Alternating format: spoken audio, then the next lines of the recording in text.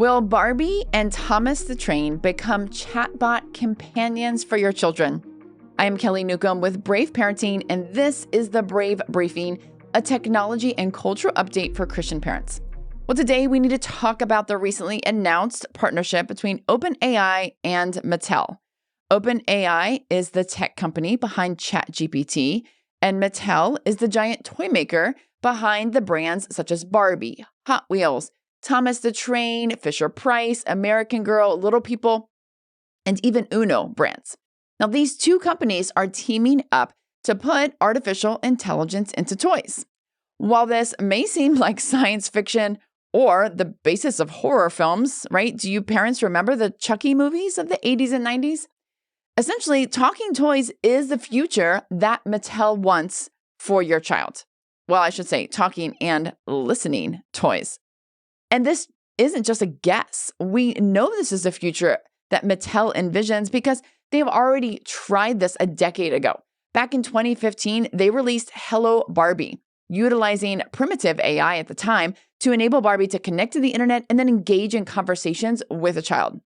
Well, this product was discontinued after it was discovered that the doll was recording every interaction to the cloud and it could be easily hacked.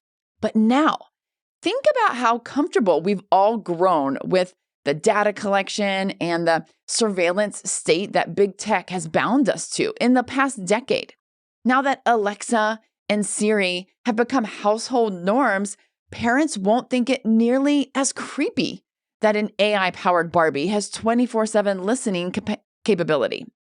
Now, not only that, the large language models driving today's conversational chatbots are able to engage in free-flowing, real-time, emotionally expressive conversations, meaning that children will have difficulty comprehending that they're machines and not real humans. And research has already shown that children as young as 3 are capable of developing social bonds with artificial chatbots that resemble those that they can develop with real people. Well, as Cornelia Walther writes for Forbes, she says, quote, "These companies aren't just selling toys. They're selling relationships.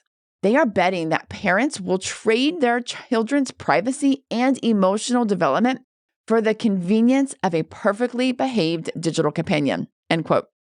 Y'all, convenience is an intoxicating poison. And as Christian parents, we can't make media and technology choices based on convenience. Because listen, parenting is inconvenient and so is discipleship. But personal devices with streaming entertainment and toys that have conversational chatbots embedded, they're super convenient.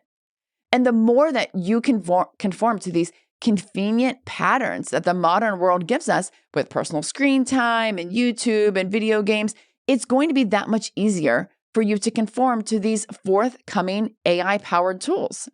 And don't get me wrong, I totally get why parents are so easily led astray by convenience. Because you're told through a million micro messages that this is what your child needs. Children need to learn through AI, whether it be basic elementary skills or simply tech fluency, that kids need to learn this emerging technology or they will be left behind. But here's the problem with this propaganda. God did not create your children for artificial relationships. He bestowed His image on mankind and created them to be in relationship with Himself and other image bearers, not with machines. So parents, the only thing AI chatbots, whether that be through a toy or an iPad, will accomplish when that is in the hands of your children is the displacement of you.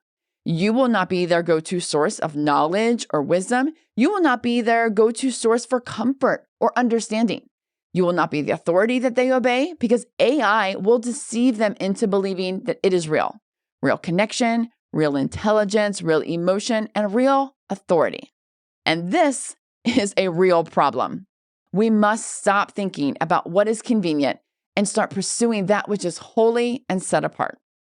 Okay, friends, this is your Brave Briefing for today. This just skims the surface of why children should not engage with AI. If you want to learn more, check out all of our AI resources at braveparenting.net. If you have any questions, reach out. Share this content with a friend, and until next time, go and be brave.